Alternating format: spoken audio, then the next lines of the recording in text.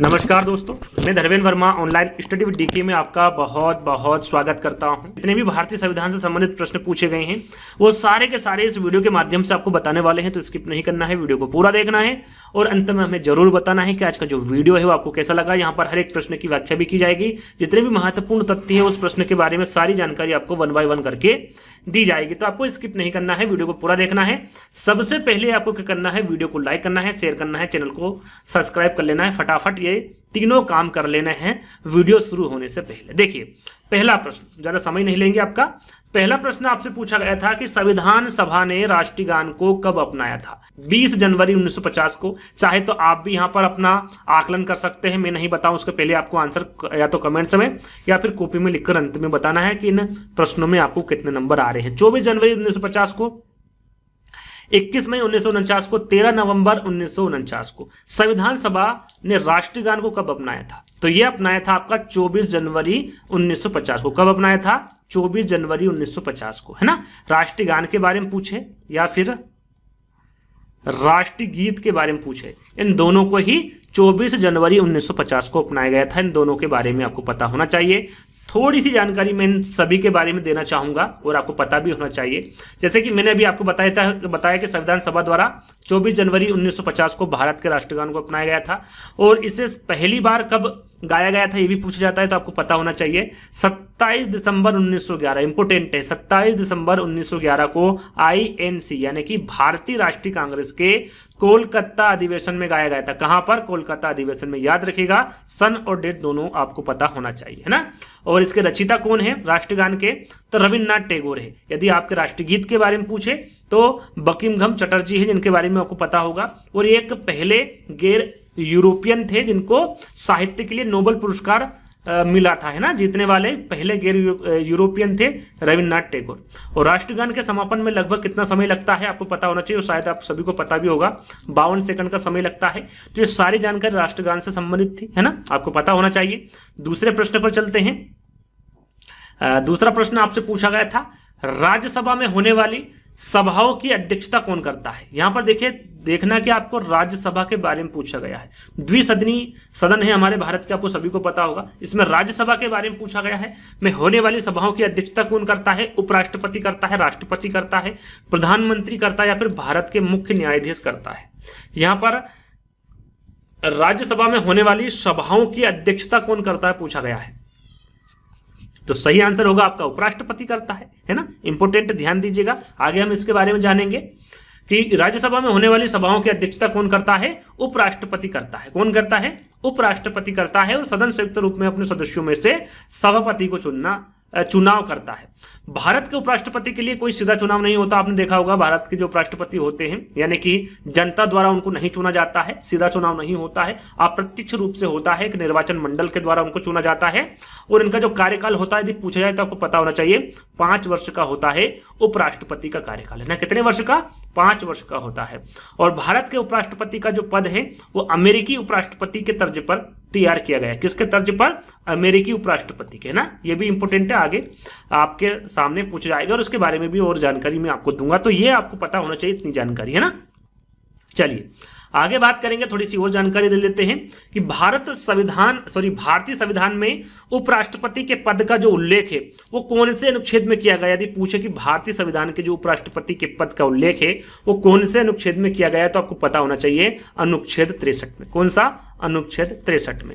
और भारत के प्रथम उपराष्ट्रपति पूछा जाता है यूपीटेट एग्जाम में। जो अगला वीडियो आने वाला है उसी पर आने वाला है। जो प्रथम या फिर जो न्यायाधीशों के बारे में पूछे गए प्रश्न हैं और भी जो प्रश्न पूछे गए हैं, है ना, भारत के जो प्रथम हैं उन पर एक वीडियो आने वाला है। तो देखिए, यदि भारत के प्रथम उपराष्ट्रपति के बारे में पूछा जाए तो वो है आपके डॉक्टर सर्वपल्ली राधाकृष्णन, है ना। इनके कार्यकाल कौन सा है? कार्यकाल वैसे पूछा नहीं जाता है, थोड़ा सा याद रख लीजिएगा माइंड में। 13 मई 1952 से 12 मई 1962, सबसे ज्यादा, है ना। ये कितने साल रहे थे? 10 साल, 10 साल रहे थे ये, है ना, आपके उपराष्ट्रपति। कौन थे? भारत के प्रथम उपराष्ट्रपति डॉक्टर सर्वपल्ली राधाकृष्णन। और भारत के 14वें पूछा जाता है, या याद रखिएगा 14वें और वर्तमान उपराष्ट्रपति, 14वें उपराष्ट्रपति के बारे में पूछे या फिर वर्तमान उपराष्ट्रपति के बारे में पूछे। अभी जो वर्तमान में उपराष्ट्रपति है वो कितने नंबर पर है, कौन सा नंबर है, उनका 14वां नंबर है। इस प्रकार से यूपी टेट एग्जाम में पूछा जाता है कि भारत के 14वें उपराष्ट्रपति का नाम क्या है ना, राष्ट्रपति का नाम क्या है, प्रधानमंत्री का नाम क्या है। इस प्रकार से प्रश्न पूछे जाते हैं। तो आपको साथ में यह भी याद रखना है कि भारत के 14वें और वर्तमान जो उपराष्ट्रपति है वो जगदीप धनखड़ है। इनने पद ग्रहण कब किया था, 11 अगस्त 2022 को, यानी कि अब तक ये उपराष्ट्रपति हैं और ये भारत के 14वें उपराष्ट्रपति है। इसके बारे में आपको पता होना चाहिए। यदि हम इनके शक्तियों के बारे में जाने, तो यदि पूछा जाए आपसे कि उपराष्ट्रपति के कार्य में शक्तियां कौन सी है और 4 विकल्प में से आपसे आंसर पूछा जाए, तो आपको पता होना चाहिए कि उपराष्ट्रपति राज्यसभा का पदेन सभापति होता है। जैसे कि अभी हमने आपने बताया था कि राज्यसभा का जो पदेन सभापति कौन होता है, आपका उपराष्ट्रपति होता है ना। वहां राज्यसभा द्वारा पारित विधेयकों पर हस्ताक्षर करता है, साथ में वहां राज्यसभा सदस्यों के विशेषाधिकारों को संरक्षण प्रदान करता है। सभी कार्य किसके हैं, उपराष्ट्रपति के हैं। इसके बारे में आपको जानकारी होना चाहिए। चलिए तीसरे प्रश्न की ओर बढ़ेंगे। तीसरे प्रश्न बढ़ने से पहले यदि आपको वीडियो पसंद आ रहा है और अभी तक आपने वीडियो को लाइक नहीं किया तो लाइक कर दीजिएगा। तीसरा प्रश्न है आपका कि लोकसभा और राज्यसभा की संयुक्त बैठक किसके द्वारा आहूत की जाती है, किसके द्वारा की जाती है। लोकसभा और राज्यसभा संयुक्त बैठक के बारे में पूछा गया है। ये दोनों बैठक अलग अलग होती है, लेकिन संयुक्त बैठक के बारे में यदि पूछे तो क्या संसद, राष्ट्रपति, लोकसभा के अध्यक्ष या फिर राज्यसभा के सभापति। तो जब संयुक्त बैठक होती है तो उसके जो किसके द्वारा ली जाती है, यह बैठक तो राष्ट्रपति के द्वारा ली जाती है। किसके द्वारा, राष्ट्रपति के द्वारा। इंपोर्टेंट है, लोकसभा और राज्यसभा की जो संयुक्त बैठक होती है वो किसके द्वारा आहूत की जाती है, तो राष्ट्रपति के द्वारा आहूत की जाती है। इसके बारे में हमने यहाँ पर जानकारी रखी, जैसे कि यहाँ पर आपको बता दिया है कि राष्ट्रपति द्वारा आहूत की जाती है। और भारतीय संविधान के अनुच्छेद 108 में संसद के दोनों सदनों की संयुक्त बैठक का प्रावधान है। वैसे संयुक्त बैठक होती नहीं है, लेकिन होती है। तो कौन से अनुच्छेद में होती है, अनुच्छेद 108 में। संसद के दोनों सदनों की संयुक्त बैठक का जो प्रावधान है वो कौन से अनुच्छेद में है, आपका 108 अनुच्छेद में है। आपको अनुच्छेद याद रखना है। संसद की संयुक्त बैठक का जो प्रावधान है ये कहां से लिया गया है, पूछा जाए आपसे कि जो संसद की संयुक्त बैठक होती है उसका जो प्रावधान है ये किस देश से लिया गया है, इस प्रकार से पूछा जाता है। तो आपको पता होना चाहिए ये ऑस्ट्रेलिया से लिया गया है। और यदि पूछे कि भाई लोकसभा और राज्यसभा की जो पहली बैठक है वो कब हुई थी, अभी तक कितनी बैठक हो चुकी, मात्र 3 बैठक हुई अभी जब से अब तक, है ना। कितनी बैठक हुई है, 3 बैठक हुई मात्र। तो पहली बैठक कब हुई थी, तो पहली बैठक हुई थी आपकी मई 1961 में। लोकसभा और राज्यसभा की पहली संयुक्त बैठक मई 1961 में आयोजित की गई थी। कब, मई 1961 में। अब यहां पर जैसा कि हमने आपको बताया था कि अब तक लोकसभा और राज्यसभा की जो संयुक्त बैठक है वो कितनी बार हो चुकी है, 3 बार हो चुकी है। एक तो 1961 में प्रथम बार हुई है, दूसरी बार आपकी 1978 में हुई है और तीसरी बार आपकी 2002 में हुई है ना। यह आपके अंतिम अभी तक की लोकसभा और राज्यसभा की संयुक्त बैठक है। तो 3 बार अभी तक बैठक हो चुकी है लोकसभा और राज्यसभा की। और भारत में द्विसदनीय संसद, जैसे कि मैंने अभी आपको बताया था, लोकसभा और राज्यसभा है। और राष्ट्रपति, जैसे कि राष्ट्रपति के बारे में जानकारी यहां पर दी जा रही है, तो इनके बारे में आपको पता होना चाहिए। यदि पूछ जाए कि भारत का प्रथम नागरिक कौन होता है, तो आपको पता होना चाहिए वो कौन होते हैं, राष्ट्रपति होते हैं। मुझे सभी को पता होगा। और भारत के राष्ट्रपति से संबंधित जो लेख है वो कौन से अनुच्छेद में ही पूछा जाए, तो वो अनुच्छेद होगा आपका 52। अनुच्छेद 52 में राष्ट्रपति से संबंधित लेख है। इसमें भारत का एक राष्ट्रपति होगा, ये बात कही गई है आपकी अनुच्छेद 52 में। कौन सी बात कही गई है कि भारत का एक राष्ट्रपति होगा, यह बात अनुच्छेद 52 में की गई है। किसका लेख है, अनुच्छेद 52 में भारत के राष्ट्रपति का, है ना। और भारत के राष्ट्रपति का कार्यकाल कितना होता है, तो आपको पता होना चाहिए इनका भी कार्यकाल कितना होता है, 5 वर्ष का होता है। जैसा कि उपराष्ट्रपति का होता है, हमारे यहाँ प्रधानमंत्री जी का होता है, सभी का कार्यकाल कितना होता है, 5 वर्ष का होता है। और भारत के प्रथम राष्ट्रपति, जैसे कि हमने उपराष्ट्रपति के बारे में जाना, वैसे ही आपको पता होना चाहिए कि भारत के प्रथम राष्ट्रपति कौन है और उनका कार्यकाल कब से कब तक का रहा है। तो आपको पता होगा राजेंद्र प्रसाद हैं। इनका कार्यकाल 26 जनवरी 1950 से 1962 तक रहा है ना। ये कब तक है, 50 से 62, यानी कि टोटल ये 10 से 12 साल, 11 से 12 साल आपके राष्ट्रपति रह चुके हैं। आपके राजेंद्र प्रसाद भारत के प्रथम राष्ट्रपति हैं। और भारत के 15वीं, जैसे कि उपराष्ट्रपति का कौन सा नंबर है, 14वीं बार बने हैं, है ना। लेकिन यहाँ पर राष्ट्रपति कौन से है, 15वीं नंबर पर है और वर्तमान राष्ट्रपति है आपके द्रौपदी मुर्मू, जिनके बारे में आपको पता होगा इनका कार्यकाल, इनने शपथ ग्रहण कब की थी, तो 25 जुलाई 2022 अब तक, अभी तक ये वर्तमान राष्ट्रपति है द्रौपदी मुर्मू, जिनके बारे में आपको पता होना चाहिए, और ये 15वीं राष्ट्रपति है, इसके बारे में भी आपको जानकारी होना चाहिए। कभी कभी यहाँ पर वर्तमान राष्ट्रपति ना पूछते हुए भारत की 15वीं राष्ट्रपति कौन सी है ना, या फिर कौन है, इस प्रकार के प्रश्न भी आपसे पूछे जा सकते हैं, तो आपको पता होना चाहिए। हर एक प्रश्न को बारीकी से यहाँ पर डिटेल से आपको बता रहे हैं, तो आपको लाइक करना तो बनता है, वीडियो को लाइक कर दीजिएगा, शेयर कर दीजिएगा, चैनल को सब्सक्राइब कर लीजिएगा। चलिए चौथा प्रश्न, संविधान के किस भाग में पंचायती राज व्यवस्था संबंधित प्रावधान दिए गए हैं? यदि आपने वीडियो कंप्लीट कर लिया, इसको अच्छे से याद कर लिया, तो मुझे नहीं लगता कि आने वाले एग्जाम में आपके 3 से 4 नंबर कहीं जाएंगे, क्योंकि 3 से 4 प्रश्न आपके संविधान से संबंधित पूछे गए हैं। यदि ये नहीं पूछे गए तो इससे संबंधित जो मैं आपको जानकारी दे रहा हूं उसमें से डेफिनेटली प्रश्न पूछे जाएंगे। संविधान के किस भाग में पंचायती राज व्यवस्था संबंधित प्रावधान दिए गए हैं? यहाँ पर संविधान की जो भाग 3 है, क्या आपका 9 है, क्या आपका 6 है, या फिर क्या आपका 4 है? यहाँ पर भाग 3, 9, 6 या फिर 4, इन भागों में से आपको बताना है पंचायती राज व्यवस्था के बारे में। तो राइट आंसर आपका क्या होगा, जैसे कि मैंने आपको बताया, आपको बताना है। सबसे पहले तो आपको पता होना चाहिए कि कितने भागों में विभाजित किया भारतीय संविधान को, तो 22 भाग में। कितने? 22 भाग में। एक एक करके सारी जानकारी दूंगा, जो इंपोर्टेंट है उनको बताऊंगा, बाकी आपको एक बार सरसरी निगाह से पढ़ लेना है। तो यहां पर देखिए आपका सही आंसर क्या होगा, संविधान जो है भाग 9 है ना, भाग 9 है ना, इसमें पंचायती राज व्यवस्था संबंधित प्रावधान दिए गए हैं। इसके बारे में यहाँ पर जानकारी दी गई है, 22 भाग ही आपको बताए हैं एक करके, है ना, जो इंपोर्टेंट है उसी के बारे में बताऊंगा, बाकी आप पढ़ लीजिएगा, अनुच्छेद इधर लिखे हुए हैं। तो संविधान के भाग 9 में पंचायती राज से संबंधित प्रावधान लागू किए गए हैं। भाग 1 के बारे में पूछे तो संघ और उसके क्षेत्र है, इसमें इससे संबंधित है, और अनुच्छेद 104 में है। यदि अनुच्छेद पूछे तो भी यहाँ पर लिखा हुआ है ना। बात करें भाग 2 की, तो यहाँ पर नागरिकता है, और अनुच्छेद 5 से 11 में है नागरिकता।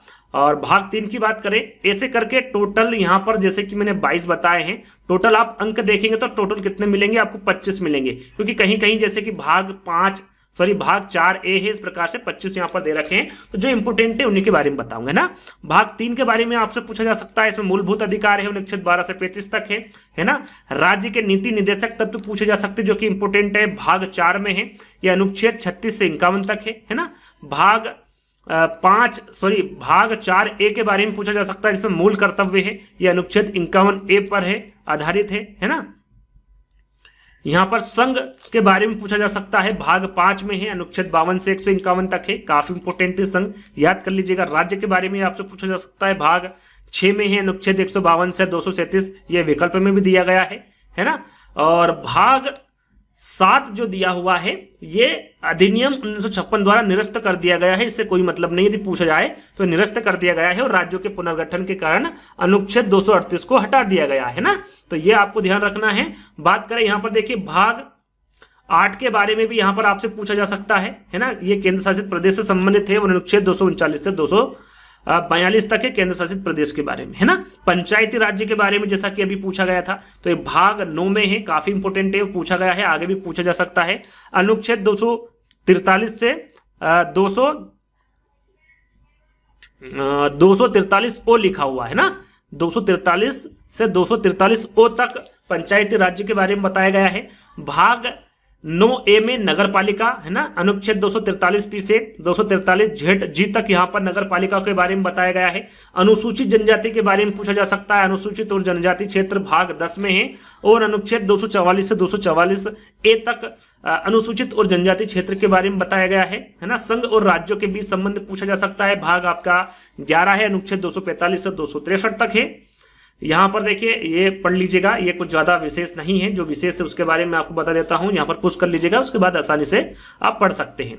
तो यहां पर निर्वाचन के बारे में पूछा जा सकता है, यह आपका 15वां भाग है। भाग 15 में निर्वाचन, अनुच्छेद 324 से 329A तक निर्वाचन आयोग के बारे में बताया गया है ना। उसके बाद में राजभाषा इंपोर्टेंट है, राजभाषा के बारे में आपसे पूछा जा सकता है, तो आपको पता होना चाहिए कि ये भाग 17 में इसके बारे में दिया गया है, अनुच्छेद 343 से 351 तक दिया गया है। ये इंपोर्टेंट राजभाषा है ना। आपातकालीन प्रावधान के बारे में भी पूछा जा सकता है, भाग 18 है ये, और इसमें अनुच्छेद 352 से 360 तक है। उसके बाद में संविधान के संशोधन, ये भी पूछा जा सकता है, ये भाग 20 में दिया गया है। भाग 20 में अनुच्छेद 368 में दिया गया है ना, संशोधन, संविधान के संशोधन। उसके बाद में ये ज्यादा इंपॉर्टेंट नहीं है, जो मैंने आपको बताया है उनको याद कर लीजिएगा, है ना, बाकी छोड़ दीजिएगा। हम 5वें प्रश्न की ओर बढ़े, एक बार जरूर पढ़ लीजिएगा बाकी सभी को। 5वें प्रश्न की ओर बढ़े, 74वें संविधान संशोधन का संबंध है। देखिए इस प्रकार के प्रश्न पूछे जाते हैं। 74वें संविधान संशोधन का जो संबंध है वो किससे है? राष्ट्रपति की शक्तियों से है, ग्रामीण स्थानीय स्वशासन से है, शहरी स्थानीय स्वशासन से है, या फिर संसद की शक्तियों से है। 74वें संविधान संशोधन का जो संबंध है वो किससे है पूछा गया है। तो ये आपका होगा शहरी स्थानीय स्वशासन से। किससे है? शहरी स्थानीय स्वशासन से है 74वें संविधान संशोधन का संबंध। इसके बारे में भी हम पढ़ लेते हैं। यहां पर देखिए 74वां संविधान संशोधन अधिनियम 1992, यहां पर सन आपको याद रखना है। यह शहरी स्थानीय स्वशासन से संबंधित है और इस अधिनियम का जो उद्देश्य है उस शहरी स्थानीय निकायों की संरचना और जनादेश के लिए एक रूपरेखा प्रदान करके जमीनी स्तर पर प्रभावी लोकतंत्र को मजबूत करना है ना। इसका उद्देश्य पूछे तो आपको पता होना चाहिए। चलिए अगले प्रश्न की ओर बढ़ेंगे। छठा प्रश्न आपका, भारतीय संविधान में विधि का शासन विचार कहां से लिया? काफी इंपोर्टेंट है, विधि का शासन।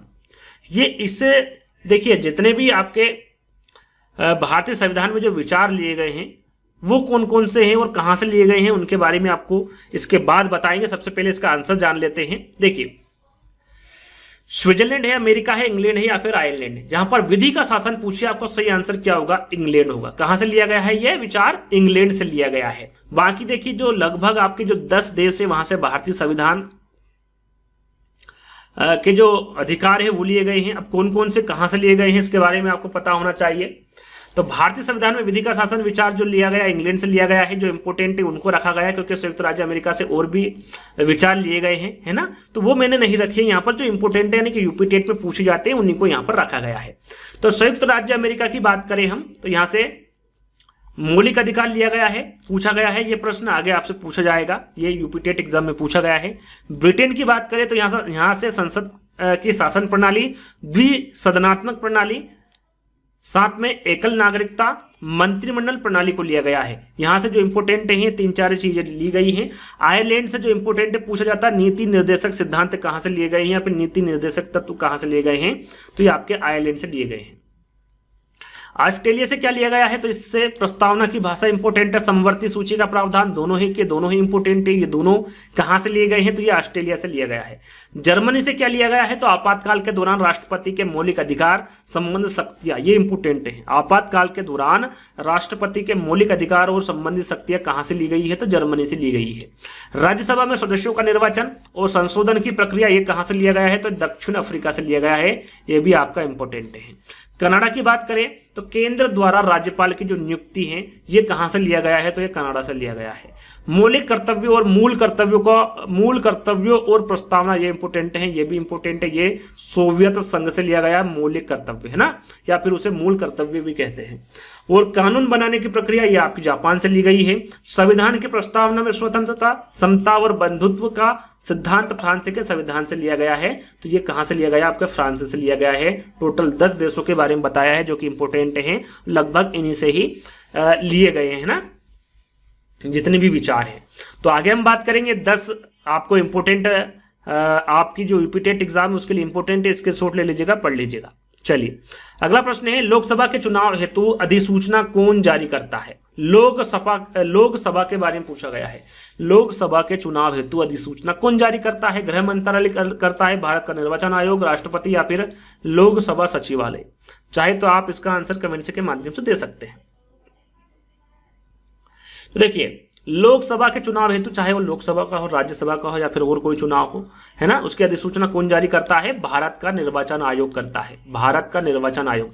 इसकी संपूर्ण जानकारी देंगे, आपको 1 बाय 1 करके सुनना है और याद करना है। देखिए भारतीय निर्वाचन आयोग या फिर चुनाव आयोग लोकसभा के चुनाव की अधिसूचना जारी करता है, जैसे कि मैंने अभी आपको बताया। चुनाव आयोग भारत के संविधान में उल्लेखित नियमों और विनियमों के अनुसार चुनाव प्रक्रिया को संचालित करने के लिए जिम्मेदार है। यहाँ आयोग भारत के लोकसभा है, चाहे वो राज्यसभा हो या फिर राज्य विधानसभा, और देश का राष्ट्रपति या फिर उपराष्ट्रपति के कार्यकालों के चुनाव है, ये सभी का संचालन करता है। कौन करता है? आपका भारत का जो निर्वाचन आयोग है, कि जो चुनाव आयोग है वो, है ना। इसकी स्थापना कब हुई थी? इसकी स्थापना काफी इंपोर्टेंट है, स्थापना पूछी जा सकती है। तो इसकी स्थापना हुई थी आपकी 25 जनवरी 1950 को। कब हुई थी? 25 जनवरी 1950 को इस आयोग की स्थापना हुई थी। साथ में इसके मुख्यालय के बारे में पूछे तो इसका मुख्यालय कहां पर है? नई दिल्ली में है। कहां पर है आपका इसका मुख्यालय? नई दिल्ली में स्थित है। और मुख्य चुनाव आयुक्त तो भारत के चुनाव आयोग का प्रमुख होता है। कौन होता है? मुख्य चुनाव आयुक्त, है ना। अब इसमें चुनाव आयुक्त में भारत का जो प्रथम चुनाव आयुक्त है ये कौन है? कितने वर्ष? देखिए सबसे पहले हम यहाँ पर जान लेते हैं कि भारत के मुख्य चुनाव आयुक्त का जो कार्यकाल कितना होता है? 6 वर्ष का होता है, या फिर 65 वर्ष जो भी पहले हो का होता है। यानी कि कहने का मतलब है कि यदि कोई व्यक्ति, है ना, 62 साल में यदि कोई व्यक्ति भारत के मुख्य चुनाव आयुक्त का प्रभार लेता है तो वो सिर्फ 3 साल करेगा। यानी कि 65 साल जब पूरे हो जाएंगे, चाहे वो 2 साल में हो, 1 साल में हो, 4 साल में हो, या फिर 6 साल में हो, है ना। 6 साल तो इसकी अवधि है, लेकिन इससे कम में भी यदि 65 वर्ष होते हैं तो वो अपना इस्तीफा दे सकता है, यानी कि उसका कार्यकाल वहां पर पूरा हो जाएगा। इससे संबंधित आपको जानकारी पता होना चाहिए, इसका मतलब होता है। और यहाँ पर भारत के प्रथम चुनाव आयुक्त के बारे में पूछा जा सकता है, और पूछा ही गया है ना। सुकुमार सेन थे। कौन थे? भारत के प्रथम चुनाव आयुक्त सुकुमार सेन। इनका कार्यकाल 21 मार्च 1950 से 19 दिसंबर 1958 तक रहा है। किसका? सुकुमार सेन का। ये भारत के प्रथम चुनाव आयुक्त रहे। और भारत के 25वें, यानी कि जो वर्तमान चुनाव आयुक्त है, यानी कि अभी कौन से नंबर के चुने गए? 25वें नंबर के जो वर्तमान चुनाव आयुक्त है वो कौन है? आपके राजीव कुमार है। कौन है? राजीव कुमार है। इनका कार्यकाल 15 मई 2022 अब तक का है, यानी कि ये वर्तमान में है अभी राजीव कुमार। आपको यहाँ पर नंबर भी याद रखना है साथ में। VS रमा देवी यहाँ पर भारत की मुख्य चुनाव आयुक्त बनने वाली पहली महिला के बारे में पूछे तो कौन है? VS रमा देवी है, जो कि भारत की मुख्य चुनाव आयुक्त बनने वाली पहली महिला है, यानी कि पहली महिला थी, है ना। और मुख्य चुनाव आयुक्त की नियुक्ति भारत के राष्ट्रपति द्वारा की जाती है। इंपोर्टेंट है, ध्यान दीजिएगा। यदि पूछा जाए कि मुख्य चुनाव आयुक्त की नियुक्ति भारत के किसके द्वारा की जाती है, तो राष्ट्रपति द्वारा की जाती है। और राज्य चुनाव, देखिए यहाँ पर ये आपका मुख्य चुनाव के बारे में पूछा गया, और राज्य चुनाव आयुक्त की नियुक्ति कौन करता है? तो राज्यपाल द्वारा की जाती है। किसके द्वारा? राज्यपाल। राज्य चुनाव आयोग के बारे में यहाँ पर बताया गया है, तो दोनों में डिफरेंट है, ध्यान दीजिएगा। आगे हम चलेंगे। अगला प्रश्न आपका 8वें प्रश्न की ओर। 8वां प्रश्न आपका, लोकसभा की कार्यवाही के प्रथम घंटे को क्या कहा जाता है? प्रथम घंटे को क्या कहा जाता है? शून्यकाल कहा जाता है, सार्वजनिक काल कहा जाता है, विशेषाधिकार काल कहा जाता है, कि प्रश्नकाल कहा जाता है? लोकसभा की कार्यवाही के प्रथम घंटे को क्या कहा जाता है? आप भी इसका आंसर दे सकते हैं कमेंट्स के माध्यम से। तो इस काल को क्या कहा जाता है? प्रश्नकाल कहा जाता है। क्या कहा जाता है? प्रश्नकाल कहा जाता है लोकसभा की कार्यवाही के प्रथम घंटे को। चलिए थोड़ी सी जानकारी हम दे देते हैं। देखिए, जो प्रश्नकाल का प्रथम घंटा होता है वो 11 से दोपहर 12 बजे तक का होता है, ये आपको ध्यान में रखना है।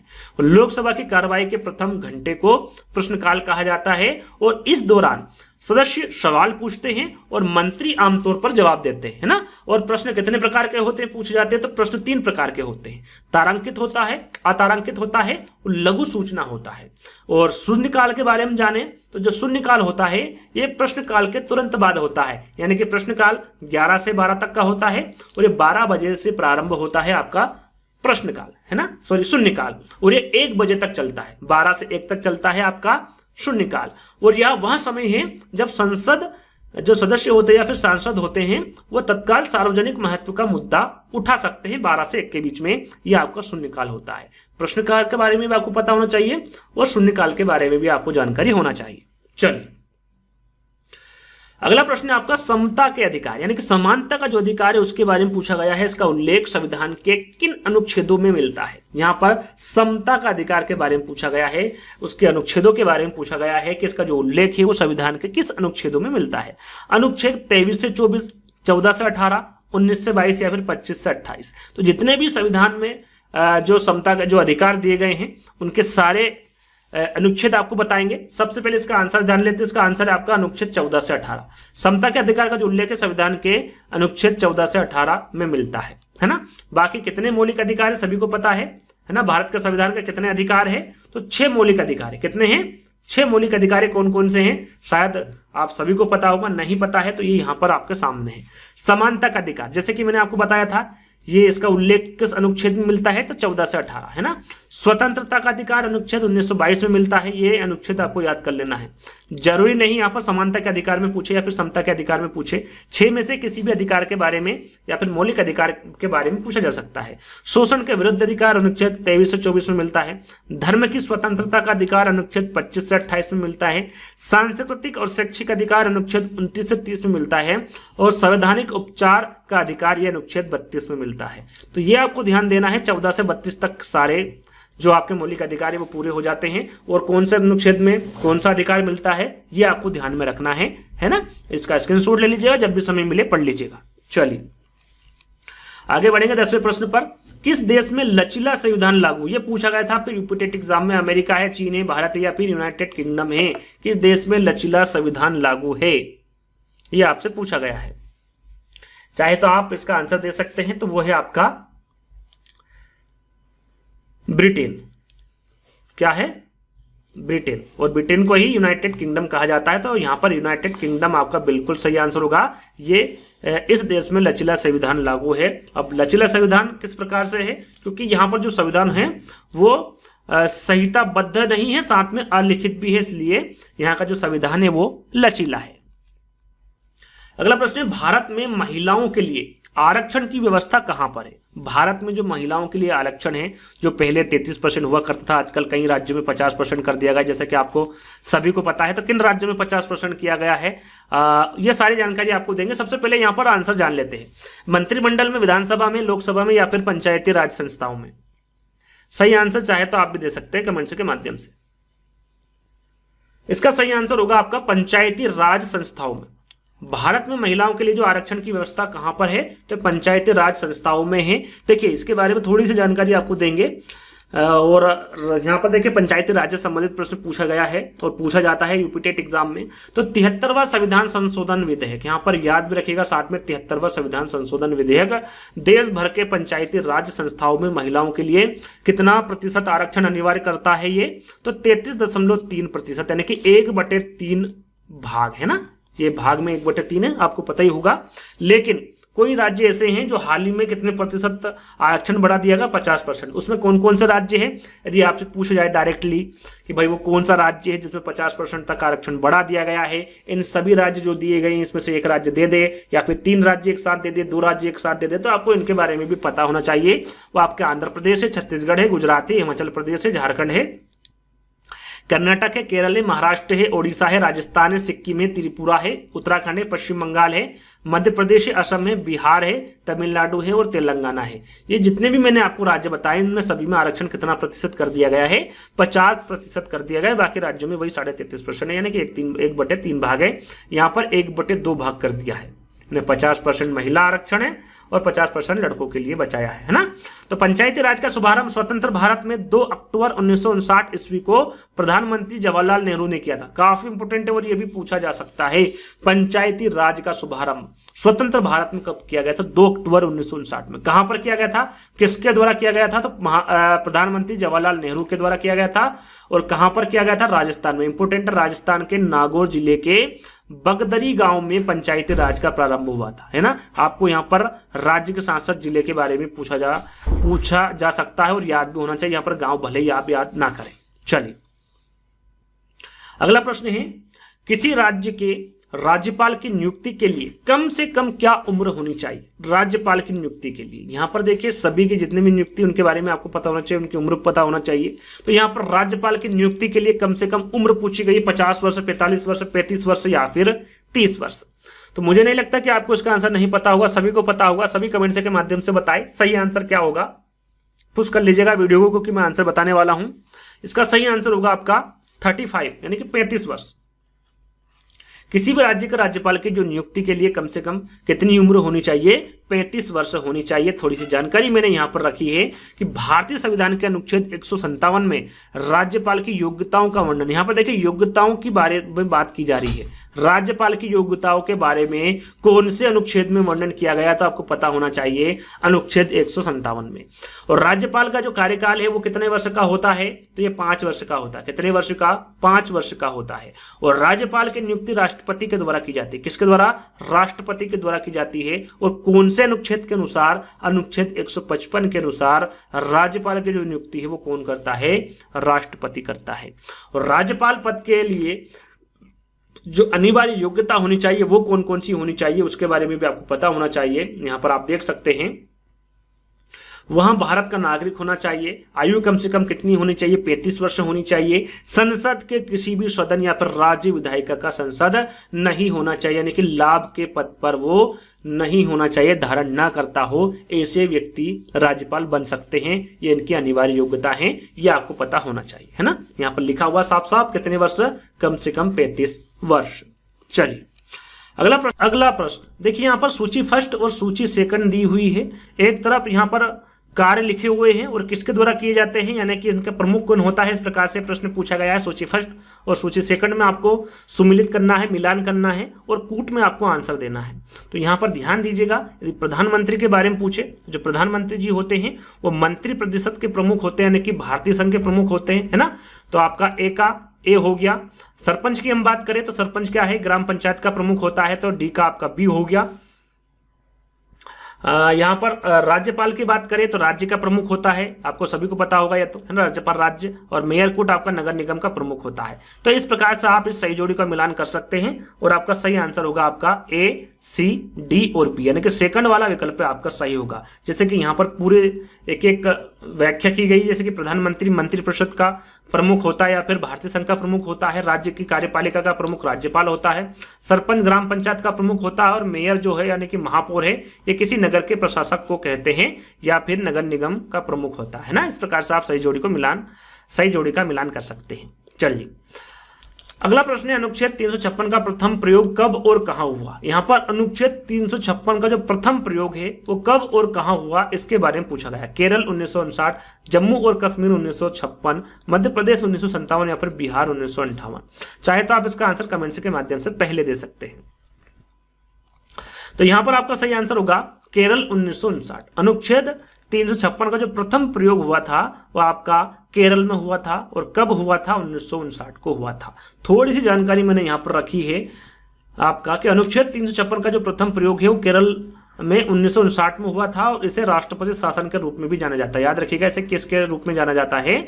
राष्ट्रपति शासन के रूप में भी इसे जाना जाता है। और पहली बार 1959 में केरल में राष्ट्रपति शासन लगाया गया था। कहां पर लगाया गया था पहली बार राष्ट्रपति शासन यदि पूछा जाए तो यह आपका केरल में ही लगाया गया था 1959 में, है ना।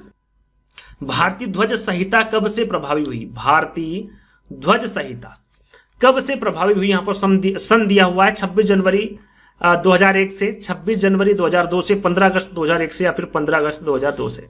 भारतीय ध्वज संहिता कब से प्रभावी हुई ये पूछा गया है, तो आपको पता होना चाहिए ये 26 जनवरी 2002 से प्रभावी हुई। कब से? 26 जनवरी 2002 से, है ना। हर प्रश्न में मैं नहीं कहूंगा कि आपको आंसर देना है, सभी को हर प्रश्न का आंसर देना कमेंट्स के माध्यम से या फिर कॉपी में भी लिख सकते हैं। चलिए देखिए, भारतीय ध्वज संहिता 26 जनवरी 2002 को प्रभावी हुई, जैसे कि हमने आपको बताया था। और इसको कितने भागों में बांटा गया था? 3 भागों में। 3 भागों में से बांटा गया है। भाग 1 आपका है राष्ट्रीय ध्वज के सामान्य निर्देशों का वर्णन करता है, भाग 1। भाग 2 आपका सार्वजनिक निजी संगठनों, शैक्षिक संस्थानों आदि द्वारा राष्ट्रीय ध्वज के प्रदर्शन से संबंधित है। भाग 3 की हम बात करें तो इसमें केंद्र और राज्य सरकार द्वारा ध्वज को प्रदर्शन होता है, ये भाग 3 में बताया गया है। और बात करें जैसे कि यहां पर अभी हमने देखा कि भारतीय ध्वज संहिता जो प्रभावी हुई थी वो 26 जनवरी 2002 को हुई थी। इसके साथ साथ आपको पता होना चाहिए कि भारत की संविधान सभा ने राष्ट्रीय ध्वज का जो प्रारूप है यानी कि जो राष्ट्रीय ध्वज है इसे कब अपनाया गया था? तो 22 जुलाई 1947 को अपनाया था। कब अपनाया था? 22 जुलाई 1947 को। ये इंपोर्टेंट है, ध्यान दीजिएगा। और भारत का राष्ट्रीय ध्वज आंध्र प्रदेश के किसके द्वारा डिजाइन किया गया था? तो ये इंपोर्टेंट है, ध्यान दीजिएगा। ये आंध्र प्रदेश के पिगली वेंकई द्वारा, पिगली के द्वारा डिजाइन किया गया था भारत का राष्ट्रीय ध्वज, है ना। और भारत के राष्ट्रीय ध्वज की जो चौड़ाई होती है, चौड़ाई और लंबाई जो होती है वो कितनी होती है, 2:3। याद रखिएगा, कभी कभी विकल्प में 3:2 भी दे दिया जाता है कंफ्यूज करने के लिए, तो आपको पता होना चाहिए 2:3 होती है चौड़ाई और लंबाई भारत के राष्ट्रीय ध्वज की। कभी कभी लंबाई और चौड़ाई पूछ ली जाती है, तो आपको ध्यान से पढ़ना है और उत्तर देना है ना। बाकी आप राष्ट्रीय ध्वज के बारे में तो जानते ही सभी, उसके बारे में यहां पर नहीं लिखा है। चलिए आगे हम बात करेंगे जन गण मन। जन गण मन के हिंदी संस्करण को संविधान सभा ने भारतीय राष्ट्रीय गान के रूप में कब अपनाया था? 24 जनवरी 1950 को, 26 जनवरी 1950 को, 15 अगस्त 1947 को, या फिर 26 नवंबर 1949 को। थोड़ी देर पहले ही मैंने आपको बताया, प्रश्न को थोड़ा सा घुमा दिया गया है। वहां पर पहले पूछा गया था सीधा सीधा कि राष्ट्रगान को कब अपनाया गया था संविधान सभा में, इस प्रकार से प्रश्न पूछा गया था। यहाँ पर थोड़ा सा घुमा दिया गया है, आंसर आपका वही है ना। आंसर क्या होगा आपका? 24 जनवरी 1950। प्रश्न वही है लेकिन थोड़ा सा इसको घुमा दिया गया है। आंसर आपका 26 जनवरी 1950 ही रहेगा, है ना। इसके बारे में आपको बता दिया है, फिर से एक बार और सुन लीजिए कि 24 जनवरी 1950 को भारत का राष्ट्रगान के रूप में संविधान सभा द्वारा इसके हिंदी संस्करण के में अपनाया गया था। और यहां मूल रूप से बंगाली में कवि रविन्द्रनाथ टैगोर द्वारा लिखा गया था। किसके द्वारा? रविन्द्रनाथ टैगोर द्वारा लिखा गया था, जिसके बारे में थोड़ी देर पहले ही बताया था। और यहां पहली बार सार्वजनिक रूप से 27 दिसंबर 1911 को भारतीय राष्ट्रीय कांग्रेस के कलकत्ता में हुए अधिवेशन में गाया गया था। इसके बारे में भी आपको बता चुका हूं।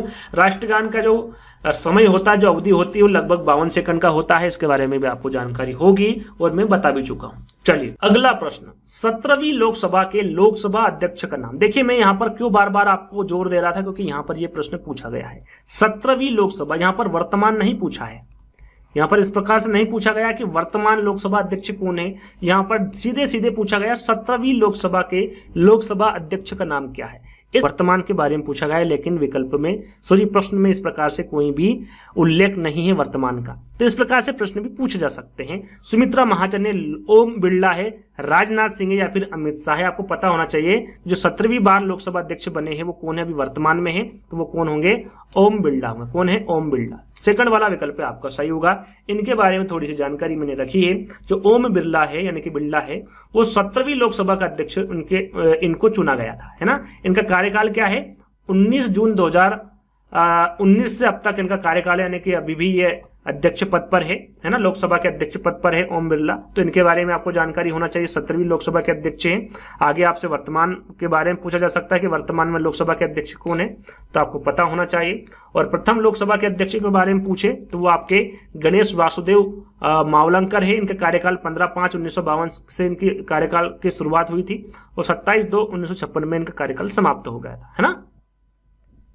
और इसका गठन कब हुआ था लोकसभा का? देखिए सभी के सभी इंपोर्टेंट। उनकी इसकी प्रथम बैठक कब हुई थी, तो दोनों के बारे में आपको पता होना चाहिए। 17 अप्रैल 1952 को इसका गठन हुआ था और प्रथम बैठक हुई थी आपकी 13 मई 1952 को। कब हुई थी? 13 मई 1952 को इसकी बैठक हुई थी और गठन 17 अप्रैल 1952 को हुआ था। और पहली महिला लोकसभा अध्यक्ष कौन थी? तो वो थी आपकी मीरा कुमारी। कौन थी? मीरा कुमारी। इनका जो कार्यकाल है वो 2009 से 2014 तक चला था आपका। मीरा कुमारी का जो पहली महिला लोकसभा अध्यक्ष बनी थी, है ना। आगे हम बात करेंगे भारत के अंतर राजकीय परिषद का अध्यक्ष कौन है? अंतरराजकीय परिषद के अध्यक्ष के बारे में पूछा गया। क्या राष्ट्रपति है, उपराष्ट्रपति है, प्रधानमंत्री या फिर केंद्रीय गृह मंत्री है? इसी प्रकार के प्रश्न पूछे जाते हैं यूपी टेट एग्जाम में और हर एक प्रश्न की व्याख्या की जा रही है। यदि आपको ये वीडियो पसंद आ रहा है और अभी तक आपने वीडियो को लाइक नहीं किया तो लाइक करना है, शेयर करना है, चैनल को सब्सक्राइब कर लेना है। तो आपका सही आंसर यहां पर होगा प्रधानमंत्री। अंतरराजकीय परिषद का अध्यक्ष कौन होता है? आपका प्रधानमंत्री होता है। काफी इंपोर्टेंट है, आगे पूछा जा सकता है। थोड़ी सी जानकारी मैंने रखी है कि प्रधानमंत्री अंतरराज्य परिषद के अध्यक्ष होते हैं और अंतरराज्य परिषद भारत के संविधान के अनुच्छेद 263 में प्रावधानों के आधार पर गठित एवं संवैधानिक निकाय। यहाँ पर अनुच्छेद पूछे तो याद रखिएगा 263, है ना। और इसकी स्थापना के बारे में पूछे कि इसकी स्थापना कब हुई थी अंतरराज्य परिषद की, तो इसकी स्थापना हुई थी आपकी 28 मई 1990 में। कब हुई थी? 28 मई 1990 में। और अभी प्रधानमंत्री कौन है सभी को पता है, कमेंट्स के माध्यम से बता दीजिएगा कि अभी वर्तमान में भारत के प्रधानमंत्री कौन है ना। सभी को पता है, जो ये वीडियो देख रहे हैं यहां तक आ गए हैं, सभी को बताना है वर्तमान में प्रधानमंत्री भारत के कौन है ना।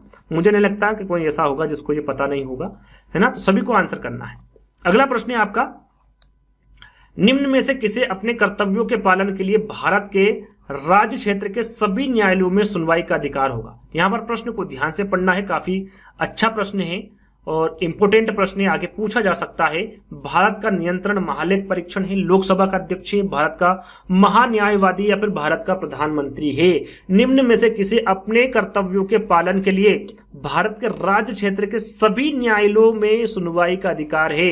जहां पर न्यायालय आ जाए वहां पर महान्यायवादी होगा, भारत का महान्यायवादी। यहां पर तीसरा वाला विकल्प आपका सही होगा। इनके बारे में सारी जानकारी दे रखी है, 1 बाय 1 करके आपको अच्छे से सुनना है। देखिए, भारत के महान्यायवादी की जो नियुक्ति है वो कौन करता है और किस अनुच्छेद के तहत करता है? तो भारत के महान्यायवादी की जो नियुक्ति भारत के राष्ट्रपति द्वारा की जाती है। किसके द्वारा? भारत के राष्ट्रपति के द्वारा की जाती है और अनुच्छेद 76(1) के तहत की जाती है। अनुच्छेद 76(1) के तहत, यहां पर अनुच्छेद भी आपको पता होना चाहिए। साथ में यदि पूछा जाए आपसे कि भाई भारत के जो महान्यायवादी है सबसे लंबा कार्यकाल किसका है, तो जो प्रथम बार बने थे उनका ही सबसे लंबा कार्यकाल है। जैसा कि यहां पर लिखा है, भारत के प्रथम व सबसे लंबा कार्यकालीन महान्यायवादी कौन है? वो है MP सीतलवाड़ थे, है ना, सीतलवाड़। इनका कार्यकाल 1950 से कब तक रहा है? 63 तक रहा है, क्योंकि यहां पर इनका जो कार्यकाल कितना होता है? मात्र 3 वर्ष का होता है। कितने वर्ष तक का होता है? 3 वर्ष का होता है। और ये 1950 से लेकर 1963 तक रहे थे, यानी कि काफी लंबा कार्यकाल रहा है इनका।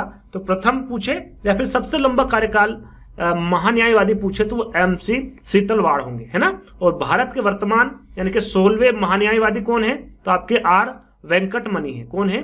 R वेंकटमणि है। ये आपके 16 नंबर पर है और वर्तमान में भी यही है। और क्या नाम है इनका? वेंकट रमणी, है ना। इनका कार्यकाल 30 सितंबर 2022 से 2025 तक रहेगा। यहाँ पर 2025 तक रहेगा, यानी कि 3 साल का इनका कार्यकाल है ना। और इनका जो कार्यकाल होता है अपना महान्यायवादी का, वो कितने वर्ष तक का होता है? तो 3 वर्ष तक का होता है। ये आपको ध्यान में रखना है।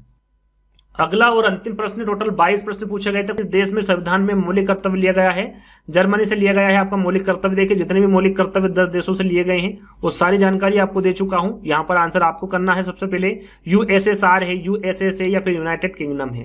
यहाँ पर मौलिक कर्तव्य कहां से लिए गए हैं संविधान में, ये पूछा गया है। और 10 देशों के जितने भी कर्तव्य लिए गए हैं, जितने भी विचार लिए गए हैं, वो सारी जानकारी आपको दे चुका हूं। इसका आंसर आपको बताना है। 5 सेकंड का आपको समय दिया जा रहा है, इसके अंतराल में आपको आंसर देना है। चलिए, मुझे लगता है आपने आंसर दे दिया होगा। जो मौलिक कर्तव्य लिया गया है वो आपका USSR से लिया गया है। कहां से? USSR से। यहां पर देखिए, एक और बार मैं दोहरा देता हूं, सोवियत संघ रूस से लिया गया है ना मौलिक कर्तव्य। जैसा कि यहां पर लिखा गया है USSR का मतलब आपका सोवियत संघ होता है, रूस होता है। तो मौलिक कर्तव्य और मूल कर्तव्य और प्रस्तावना यानी कि साथ में जो पंचवर्षीय योजना है, ये कहां से ली गई है? आपकी सोवियत संघ यानी कि रूस से ली गई है। ब्रिटेन के बारे में हम जाने, संसद के शासन प्रणाली, द्विसदनात्मक प्रणाली, एकल नागरिकता और मंत्रिमंडल प्रणाली को लिया गया है आपका ब्रिटेन से। आयरलैंड से नीति निर्देशक सिद्धांत लिए गए हैं, नीति निर्देशक तत्व लिए गए हैं। ऑस्ट्रेलिया से आपका प्रस्तावना की भाषा संवर्ती सूची का प्रावधान। जर्मनी से आपका आपातकाल के दौरान राष्ट्रपति के मौलिक अधिकार संबंधी शक्तियां ली गई आपकी जर्मनी से। दक्षिण अफ्रीका से राज्यसभा के सदनों का निर्वाचन संशोधन की प्रक्रिया आपकी दक्षिण अमेरिका से ली गई है। केंद्र द्वारा राज्यपाल की नियुक्ति ये कनाडा से ली गई है। मौलिक कर्तव्य, मूल कर्तव्य और प्रस्तावना ये आपका सोवियत संघ से लिया गया है। और कानून बनाने की प्रक्रिया जापान से। और संविधान की प्रस्तावना में स्वतंत्रता, समता और बंधुत्व का सिद्धांत फ्रांस के संविधान से लिया गया है। तो ये 10 देशों के बारे में आपको जानकारी होना चाहिए, सभी के सभी इंपोर्टेंट हैं। तो आज का वीडियो आपको कैसा लगा कमेंट्स के माध्यम से बताना है। यदि अच्छा लगे तो लाइक करना है, शेयर करना है, चैनल को सब्सक्राइब कर लेना है। तो जल्द ही दोस्तों इसी प्रकार के वीडियो में और भी मिलेंगे। जब तक के लिए धन्यवाद।